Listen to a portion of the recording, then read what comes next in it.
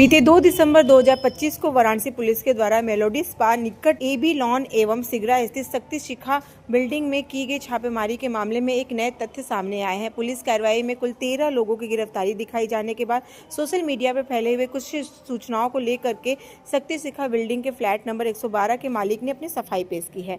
Flat मालिक के अनुसार मेलोडी स्पा से उनका कोई संबंध नहीं है, ना ही उस स्पा का स्वामी उनका कोई परिचित है। उन्होंने बताया है कि शक्ति शिखा बिल्डिंग स्थित फ्लैट नंबर 112 के वह वर्ष 1999 से अकेले मालिक है। उनका स्वयं का आवास महमूदगंज में होने के कारण वह इस फ्लैट को पिछले 26 वर्षों से विधिवत एग्रीमेंट कर किराए पर देते चले आ रहे हैं। उन्होंने बताया है कि पूर्व किराएदार के खाली करने के बाद ये फ्लैट 1 अप्रैल 2025 से ब्रोकर के माध्यम से अश्विनी त्रिपाठी निवासी चंदौली को विधिवत नोटरी एग्रीमेंट के साथ किराए पर दिया गया था। एग्रीमेंट की शर्तों में बिंदु 10 के तहत स्पष्ट रूप से उल्लेखित है कि किराएदार फ्लैट में किसी प्रकार का गैर कानूनी कार्य नहीं करेगा और यदि करता है तो उसकी संपूर्ण जिम्मेदारी उसी की होगी, न कि फ्लैट मालिक की। फ्लैट मालिक ने ये भी बताया है कि किराएदार के द्वारा अपनी संस्था के सरकारी रजिस्ट्रेशन की कॉपी भी उन्हें उपलब्ध कराई गई और किराए का भुगतान भी हमेशा बैंक के माध्यम से RTGS के द्वारा ही लिया गया। देखिए, मेरा जो वर्जन था वो मैंने अभी आप लोगों के सामने प्रस्तुत किया कि जहाँ तक उस जो भी एक घटना हुई है उसमें मेरे नाम का उल्लेख आ जाना, जबकि उस प्रॉपर्टी से कहीं भी मेरा कोई लेना देना नहीं है, ना मेरा उसमें नाम है, ना कभी था, ना वर्तमान में। और उसको सोशल मीडिया के कुछ लोगों द्वारा पोस्ट के माध्यम से, समाचार के माध्यम से भी इस तरीके से जो दुष्प्रचारित किया गया कि शालिनी यादव के फ्लैट में, मुझे उस पर आपत्ति है कि मेरा नाम इसमें कहाँ से आ गया। अभी आप लोगों के सामने सारे तथ्यों को रखा गया, तो ये सिर्फ और सिर्फ एक राजनीतिक साजिश की तरफ है, जिसमें मैं साफ साफ कहूँगी कि जो विपक्षी दल हैं आज हताशा और निराशा में, जब उन्हें कोई और मुद्दा नहीं मिल रहा है तो वो सिर्फ अपने कुछ राजनीतिक लाभ के लिए इस तरीके की घटना को अंजाम दे रहे हैं। और जिसमें बड़ा दुर्भाग्यपूर्ण है कि विपक्षी दलों के वरिष्ठ नेतागण, उनके कार्यकर्तागण, उनके पदाधिकारीगण, उन लोगों ने खुल करके इस घटना को प्रचारित किया है और साफ साफ से है कि ये पूरे विद्वेष से ये मेरे ऊपर एक राजनीतिक हमला है और इसका जवाब मैंने आप लोगों को दिया है। और मैं आप लोग के माध्यम से ये भी बताना चाहूँगी कि मैंने बड़े संघर्ष और मेहनत से अपना रास्ता बनाया है बाबूजी के आशीर्वाद से, और मैं राजनीति में जनता की सेवा के लिए आई, जनता की लड़ाई लड़ रही हूँ। और अब हमला अगर मुझ पर हुआ है तो सबसे सर्वप्रथम मेरा कर्तव्य है कि मैं ये अपनी लड़ाई में पहले लड़ूंगी। आपके किराएदार इतने दिनों से देह व्यापार का धंधा जो है चल रहा था पर क्या इसके बारे में आपको कभी कोई जानकारी नहीं हुई? मेरा किराएदार, फिर आपने वही बात कही जो दूसरे लोग कह रहे हैं, मेरा कोई किराएदार नहीं है। वो आप मुझसे मेरी बात करें तो मुझे लगता है ज्यादा उचित होगा। मेरा किराएदार नहीं, यही बात तो सबने दुष्प्रचारित की है और मुझे लगता है आज अब यहाँ पर उस पर रोक लग जानी चाहिए। आप किस तरह का संदेश देंगे, क्या खंडन करना चाहते हैं?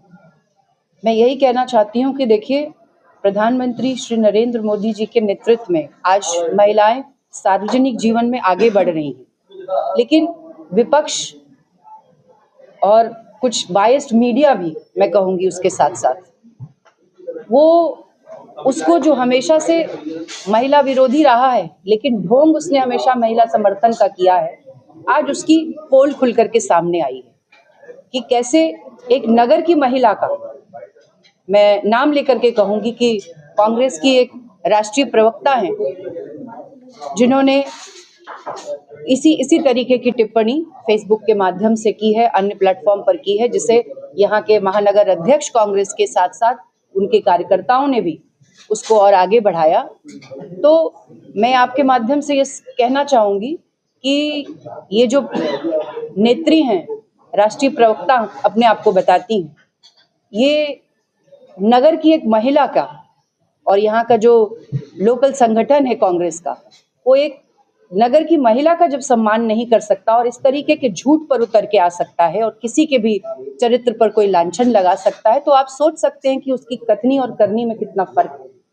और इन दोनों दलों में से जो विपक्षी दल हैं मुख्यतः मैं उनके साथ कार्य कर चुकी हूँ और शायद यही कारण है कि आज मैं वहाँ से हट करके आज मैं देश के यशस्वी प्रधानमंत्री श्री नरेंद्र मोदी जी के साथ हूँ, क्योंकि जिस तरीके से महिलाओं का जो सशक्तिकरण हो रहा है और उनके नेतृत्व में जो महिलाओं की आवाज आगे बढ़ रही है वो इसी भारतीय जनता पार्टी में हो रहा है, उन्हीं के नेतृत्व में। देखा जाएगा तो लगातार ये भी विपक्षियों का आरोप है कि बीजेपी वाले अपने घरों पर सेक्स रैकेट चलाते हैं, तो क्या इससे क्या कहना चाहिए? अगर वो ये आरोप लगा रहे हैं तो आप ये देखें कि ये जो घटना छापे की हो रही है और भी होती रही है, ये तो बनारस की पुलिस और प्रशासन ने ही किया है।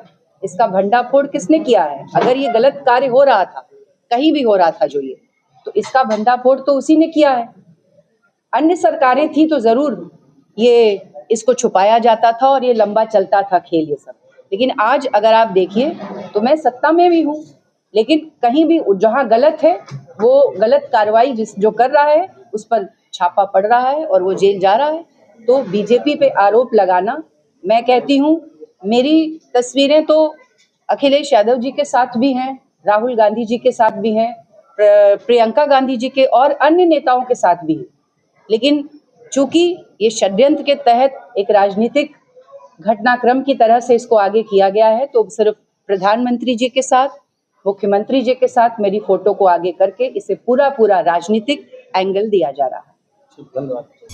वो जो सिगरा स्थित एक फ्लैट है 112 शक्ति जी का, वो उसका मैं तनहा मालिक हूँ, अकेला मालिक हूँ सन 1999 से, और उसको किराए पर मैं देता चला आ रहा हूँ। कौन लोग थे जो उस फ्लैट में रहते थे और नाम आपका जुड़ा जा रहा है? नहीं देखिए, मैं उसका बस भवन स्वामी हूँ और मैं लगभग 26 साल से उसको किराए पे देता चला आ रहा हूँ। मैं वहाँ कभी निवास नहीं किया, मेरा निवास वहाँ से 3-4 किलोमीटर दूर है। और जब भी हम लोग किराएदार को देते हैं तो एग्रीमेंट के माध्यम से ही देते हैं।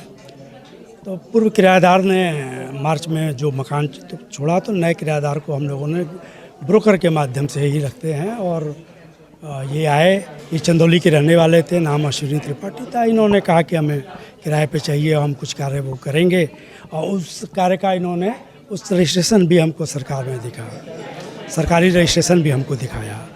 आपने कहा कि आपने एग्रीमेंट कराया, क्या कभी वेरिफिकेशन उनका हुआ कि कौन लोग थे, कैसे इस काम में संलिप्त हुए, कोई जानकारी? नहीं, मैंने फिर ये कहा कि वो एक सैलून स्पा का चलाने का अपना रजिस्ट्रेशन करा के मेरे पास आए थे और वो कहीं और चलाते थे, तो ब्रोकर ने कहा कि इनको आप दे सकते हैं।